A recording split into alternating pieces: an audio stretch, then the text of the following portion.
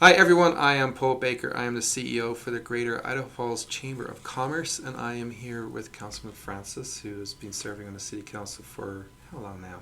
8 years. 8 years. And Jim, you're seeking re-election Yes. again, so tell me why you decided to continue on. I can tell you exactly Okay, right, great. because I believe in the positive future of this city and all it's been and can be. And you should know all about that as Chamber of Commerce. Yes, you for know sure. you know what I'm talking about. I do know what you're So, talking about. just think about this. Being a history teacher, I'll do a little history here. Please do. So how did we start? Mr. Taylor built the bridge across the river, and guess what? It fell down. Yeah. Did he give up? Pack everything up? No. He rebuilt it. Yeah. This is the vibrancy. This is what Idaho Falls has been all along. And that's why I'm running, because I believe in that. I believe the future of every step in the past. We're always on the edge of the future. Yeah. Just think about it, where it goes from there. So, we live on the edge of a desert. Eagle Rock is a nice name, but Yeah. why don't we change it to Idaho Falls, and then people will come? Yeah. And then they built the falls. Yeah. And then they built a power system. Uh-huh. They put a little generator in, a generator in a ditch on 10th Street, down there where Liberty Park is. And they were going to light one light bulb in everybody's house. And now we have Idaho Falls Power, probably a model for the rest of the country. We're 90% carbon-free production of power, and we have 4 generator systems in this city that are owned by the people. And when the flood came in 1976, did we give up and say, oh, well, we just can't do it? This city passed a bond and rebuilt all those, and then another bond to do Gem State projects south of town. It's just amazing what this town has done. Even think about late 1940s. Mayor Tom Sutton knew things were going to go on the desert there for the Atomic Energy Commission. So what does he do? He cleans up the downtown. He makes it look beautiful. He takes a road grader and plows a little bit of a road out west, and then he invites the Atomic Energy Commissioners to come here and look at Idaho Falls. Yeah. And they look at it and he said, we're building a road out on the desert. And guess where they picked the headquarters? Which was originally that building on 2nd Street, which is not a very large building compared to now. Yeah. And now INL is this major campus in the city, plus all the research and power well, I guess they're working on some micro reactors that would actually be generating power into the grid. Right. This is what's going on in the city. It's been going on in this city for a lifetime after lifetime, and we're on the same edge of it that we've been before, and we have this choice. Yeah. We have this choice. Are we going to be positive, vibrant, resilient, have we been before, or are we just going to go, oh, let's freeze it? I don't think there's such a thing as freezing. It's either uphill or downhill. And if I'm a business person in town, I'd rather have people coming to my business. Right. So that's it. Now, back that up a little bit. Inspiration to run? Kate Curley. I mention her every time I speak, because here she was back in 1890s, very early 1900s. She died 1903, kind of suddenly, I think. But she had this vision that I believe in. She said, what we do now builds the future. And that's so true. And we have to think about that all the time. And I just add to that a slight change in the wording too. What we do now is the future. And you can't separate those. And it's just, it's amazing how set we are for the future now, because of things even that happened in the last 8 years. But just think, we just celebrated the new water tower. Twice as big.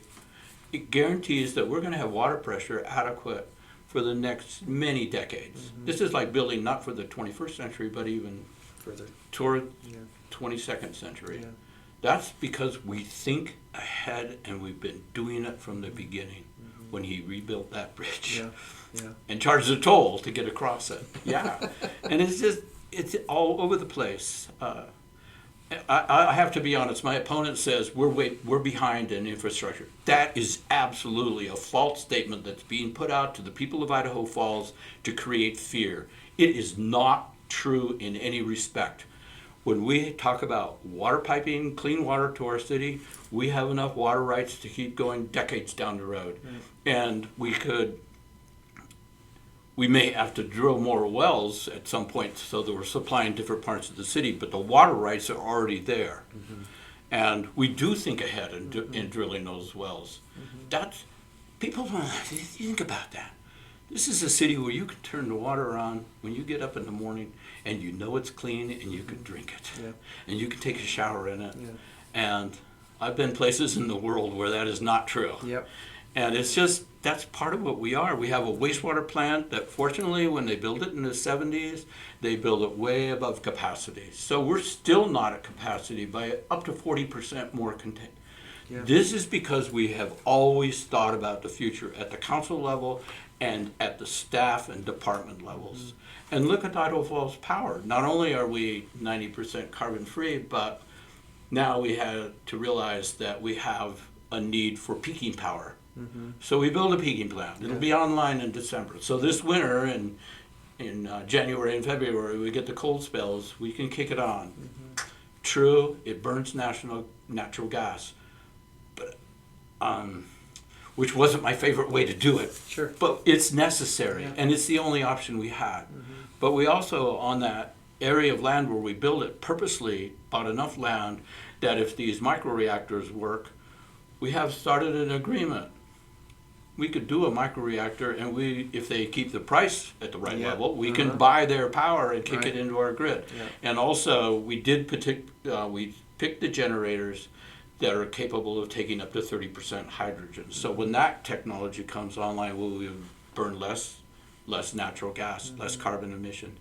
And we took this is also because we're so forward. Yes, we took the step of the advanced scrubbers. Mm-hmm. So I asked the other day, when we see that white smoke, or not smoke, but that emission from the stack, what's in it? And they go, well, it's got carbon dioxide, but the rest is water vapor. Right. Everything else has been scrubbed out of it because we spent the extra money. Yeah. And you just got to be proud to be in this city and be ahead of the Chamber of Commerce. Oh yeah, I know. I really am, and I love that you kind of look to the history to help celebrate the future a little bit. I've literally been saying that this last month or so, looking back to the Chamber's foundation in 1904, to all the great things that the Chamber has been involved in and collaborated with the city on, and especially with the Atomic Agency Commission. And also the grounds for the temple and lots of other cool things that the Chamber's been involved in. But if you kind of look at the pattern of leadership, and that was the kind of piece I was looking at. Oh, okay. You can really see that Idaho Falls has created some really great forward-thinking leaders who consider their impact on the future. Right. And so I love that you've spent the time to kind of share that passion that you have. Yeah. Particularly looking back over the past, thinking about. I also like the fact you addressed the question around infrastructure. Yeah. If infrastructure was such a challenge for the city wouldn't have invested the money that's invested in to have the water tower that we have. Yeah. That's right. And I myself have travelled all over the world and I've been to places where they would love to have some pressurised water, clean water, that they don't have to walk miles for. Right. And that we're living in a very great part of the world, that has the great amenities that are available to us. And there's more reasons why I'm running. Go for it. I want to hear it. I taught in a public school for 37 years, taught history.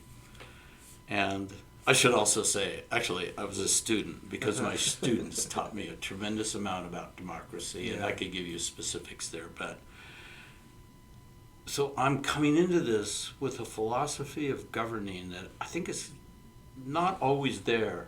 I once went to the swearing in where Ryan Nelson was sworn in for the Ninth Circuit Court, and I remember one of the speakers who was already on the court was saying, that oath is transformative.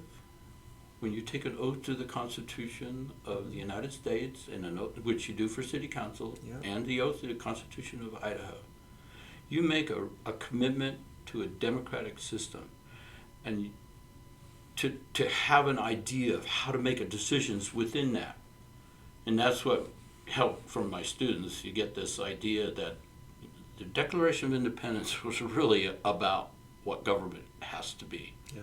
You've got this equality, human rights over here in the second paragraph. Yeah. But in the same paragraph, Jefferson points out that it's also a responsibility of the government of the safety and happiness of the society, which means liberty is not absolute. No. Neither is safety Yeah. and happiness. Yeah. And so then at the end of it, this is a nice little triangle, he says, to these principles, to this declaration, we pledge our lives, our fortunes, and our sacred honor. Mm-hmm. That's a real commitment of the citizens. Yeah. But it also means that the decision makers in government have to make decisions within that triangle. Yeah. And it means they're going to sacrifice the people to get there. We have to ask them to make a sacrifice. Yeah.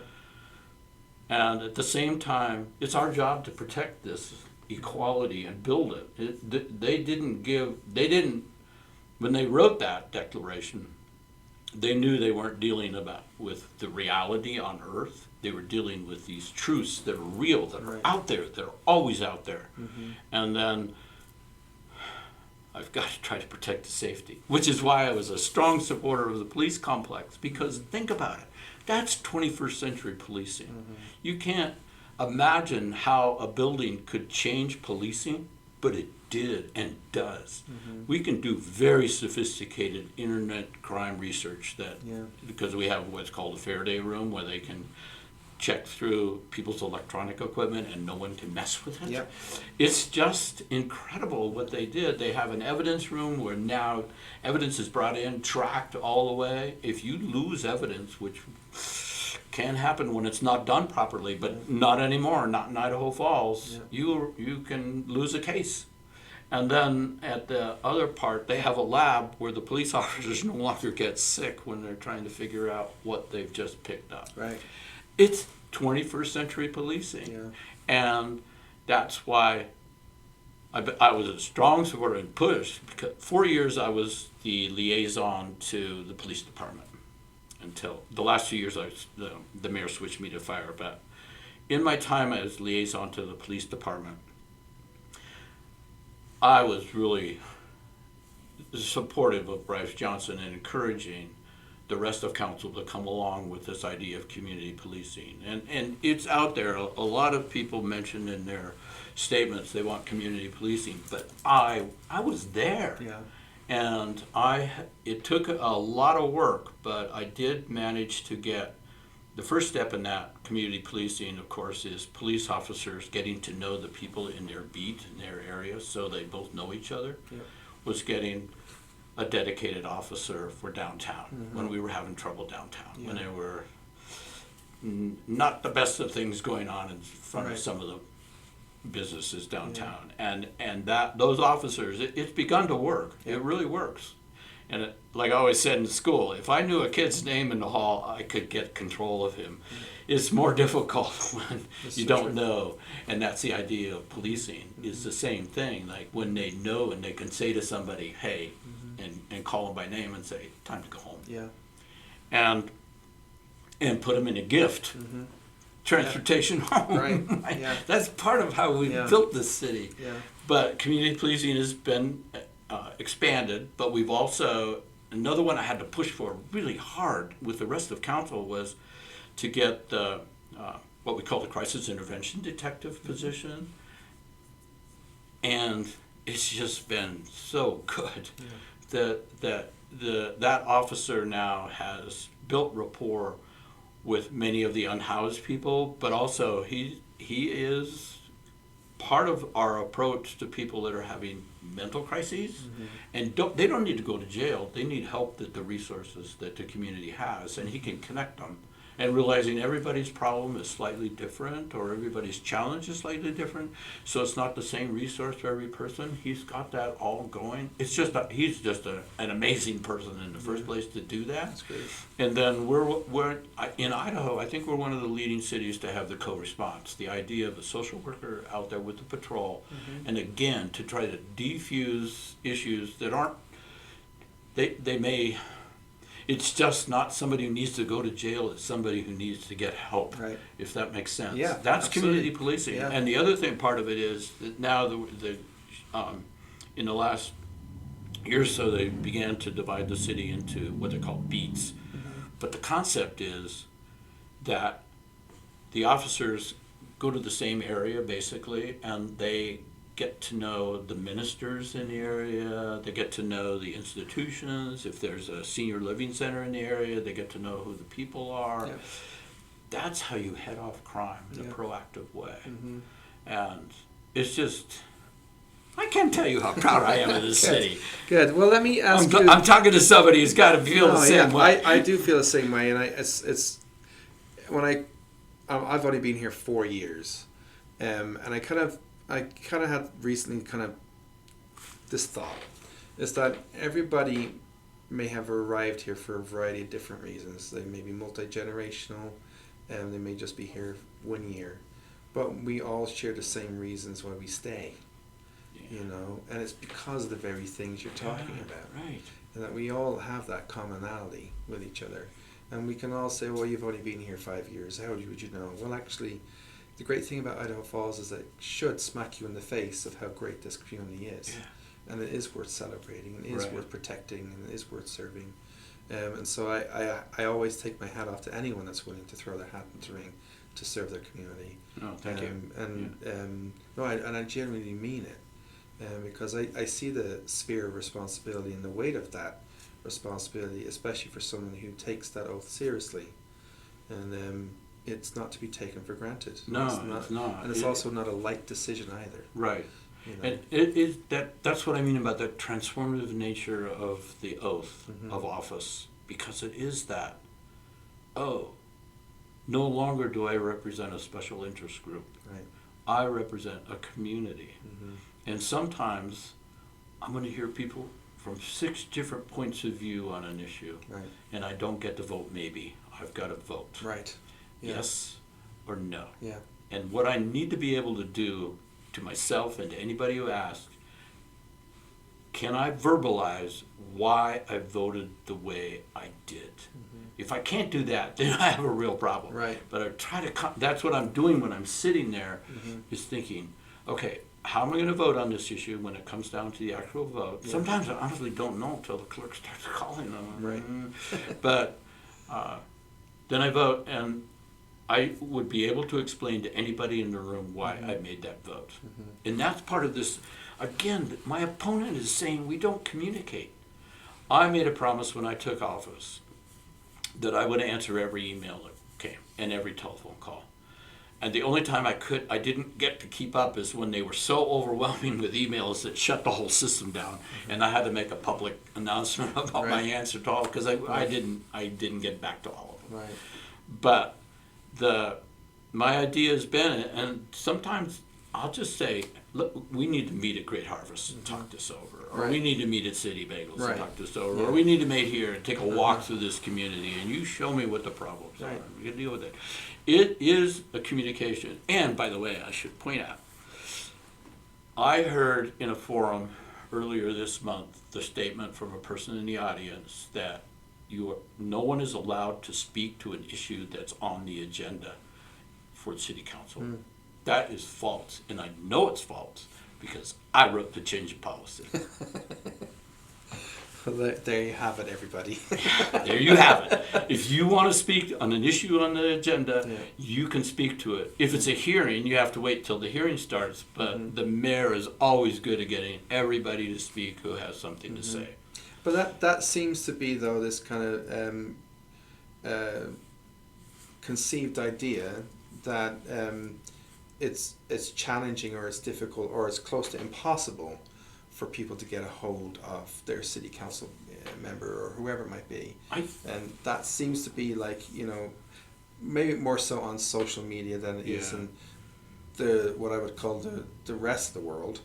That is where people go to kind of vent their frustration, and that there does seem to be this feeling that city council is a little disjointed and separate to what the citizens are kind of wanting to have that communication.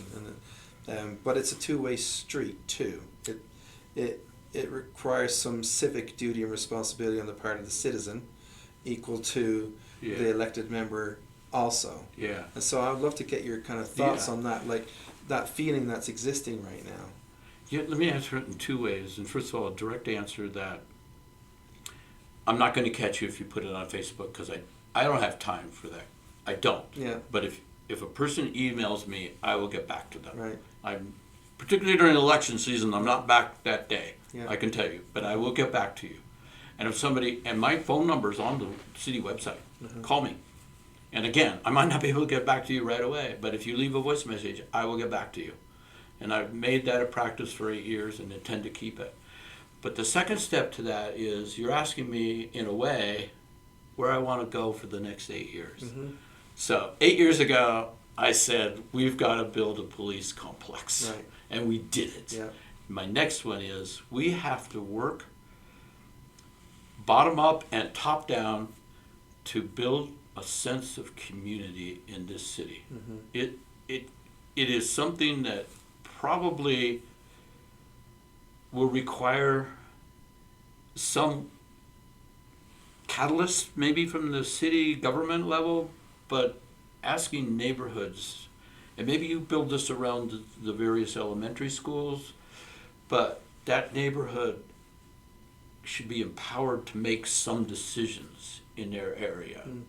Like if we're putting a pocket park in, what do you want to see in that pocket park? Mm-hmm. And that's really complicated because you can't just open up the meeting and everyone throws things out, because then some people are going to be disappointed. You have to have something where the Parks Department would say, these are the options that we can do, and the Parks Department would say, these are all good options, there's not a bad one in here, but what do they want to see for their kids in the park or whatever? Mm-hmm. And so then you have to teach a bit about democracy, that this is not going to get everybody in the room exactly what they want, but we're listening to you and we will respond to these, to the room, to the people in the room. And I think that could happen at a bigger level. We are a city now that needs a full-scale community center, intergenerational community center. And I don't call it a rec center, because this is a place where you're deliberately designing things like a water park kind of area, where you can picture grandmother and granddaughter floating through the lazy river together, just laughing. Right. Or you can see granddaughter saying, let's go down the slide now. Yeah. That's part of it. Yes. It's got a walking track inside. By the way, Provo and Coeur d'Alene have kind of models of these things. It's really a wellness center, but it's a bring the community together. Yeah. People have talked about doing kind of a community ed sort of thing. Yeah. Maybe somebody teaching cooking classes there to some. I push for this idea of a little theater where some of the youth groups that do drama performances, particularly in the summer, and they have a hard time finding a place that they have to rent it. Yeah. And if you could do it for no cost. Yeah.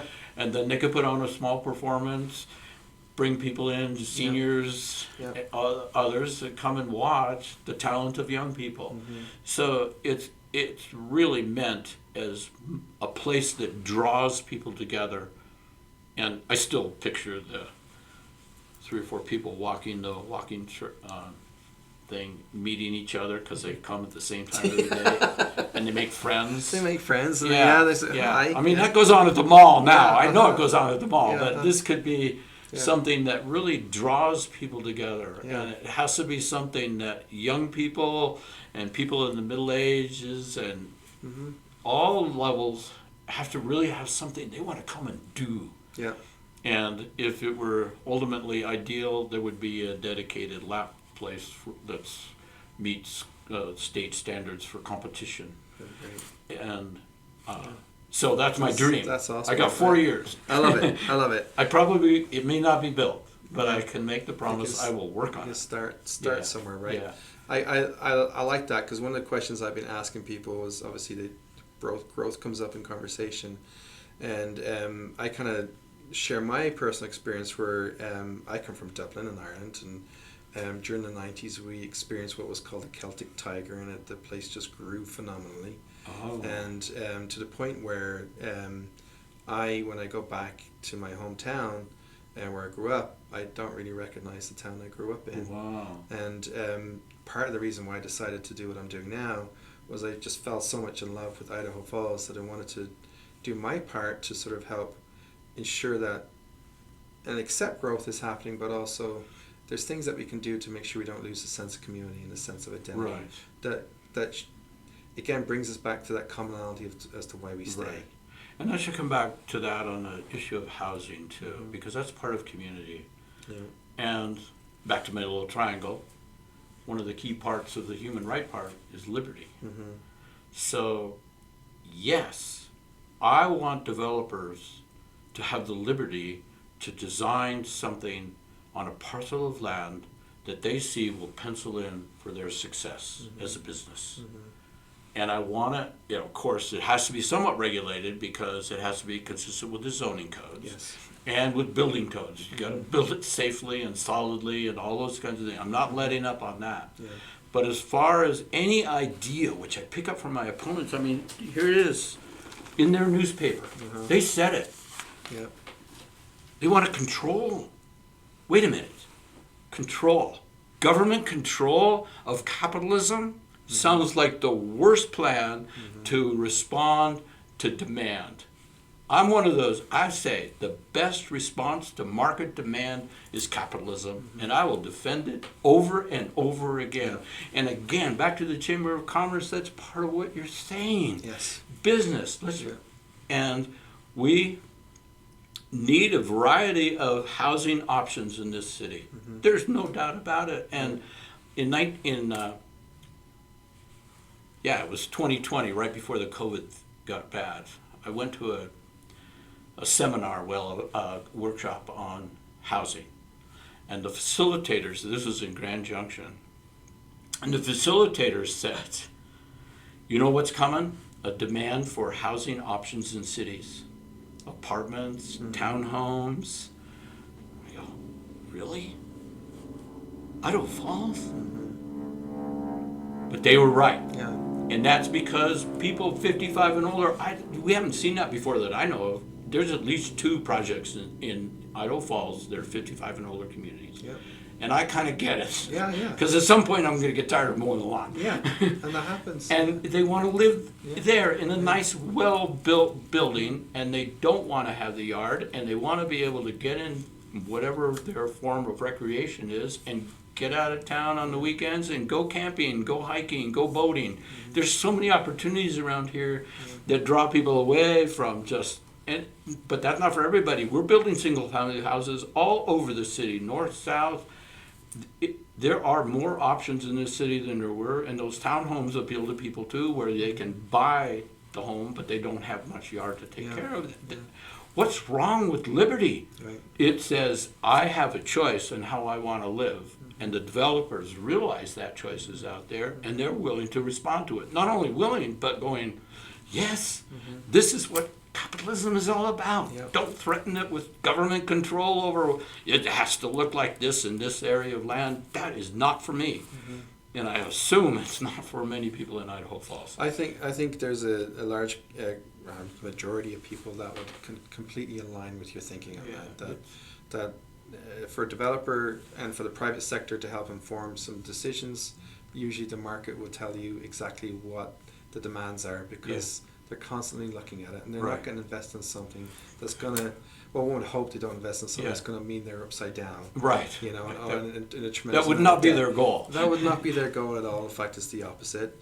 But equal to that is that there is a misunderstanding or miseducation, perhaps, or lack of education on the council's role and where it can govern and where it can't, and where it should where it shouldn't, where it should keep its nose out of. Yeah. And so definitely, as a representative for the business community, we definitely enjoy the liberties that we have. Yeah. And would definitely would take a position should a council member or the city as a whole decide to dictate and limit someone's liberty to invest and grow and do something that someone has decided that they're going to restrict their right to do. No, I would never vote that way. I would never vote that way. Well, and also, people forget that development has to pay for development. Yep. So the developers. And I don't think there's a developer out there that doesn't accept that. No, right? it's part of what makes it an attractive place where people want to live. Yeah. So look at Jenny Lee. It used to be that came partway down, and then there was that big blockade. You can't drive across that. Mm-hmm. And by the way, that land wasn't in the city. Right. That land was in the county, and no tax money came to the city of Idaho Falls. Yeah. The rest of us paid to support that piece of land. So you come down, and then people would drive over through the Jenny Lee development, through the residential streets that were never designed to be collectors. Right. They weren't. Yeah. And if I'm living there, I go, what's this train of traffic coming through here every day? Yeah. The developer finished the building of Jenny Lee down to 25th. That's on that developer. Yeah. They put that money in. We also, and also he built, Wasatch built out the rest of 25th Street. So now there's parking on both sides, which eliminates a major problem we used to have before when part of 25th wasn't built out. Right. We're not realizing how much we benefit from that. Mm-hmm. And then there's the impact fees, of course, which we can collect for fire, for parks, for police, and for arterials, only for major arterial streets. It's just, it's again, we are trying to think about how we get into the rest of the 21st century as remaining a leading edge, vibrant city. Mm-hmm. Well, Jim, I've thoroughly loved talking with you. I wish you had way more time. Okay. To talk. I'll come back anytime. Okay. Well, we can make an happen. Appointment. We can make that happen for sure. I want to say one more thing. Do it, please. Okay. So this is the way I've been ending my presentations, and it means so much to me. So you may know, if you've read, I won several awards as a teacher. I was Idaho's Teacher Scholar. Yeah. I've been Idaho Teacher of the Year. But there's 2 awards I got without applying for them or anything. Mm-hmm. They just came from people seeing something that was going on in my classroom. And the one is the Liberty Bell Award from the 7th Judicial Bar Association. And I got that award specifically for teaching democracy in the classroom. And I didn't teach democracy in the sense that this is what it is, memorize the multiple choice question about what is democracy. Right. I tried to help the students figure out what they thought was the core meaning of democracy. And then the other one was by presenting them with difficult questions. Then I also, recently in 2017, the City Club gave me the award, the John Hanson Award for Civility and Public Service. And those 2 awards mean so much because that's really what I dedicated that career to. Mm-hmm. And I just went from teaching all of this to actually practicing it in the government level, and that's why I'm ready for 4 more years. 4 more years. Well, Jim, I've thoroughly loved talking with you and listening to you. We need to talk more. We sure do. Yeah. And I guess I wish you all the best. And thank you. As I was saying earlier, I also have a way I like to wrap these things up, which is a thank you. Okay. For being willing to serve your community and throw your hat into the ring again. Okay. And so thank you so much for doing that, and also for the sincereness that I've definitely felt from our conversation today, that you have, and the concern that you have for our community. So thank you so very much, Jim. And so for everyone, I love this place. Yeah, good. Thanks, Jim, and thank you for being here. And so everyone watching at home, thank you so very much. And remember, November 4th, we got to get out and vote. So thank you so very much for watching. Okay.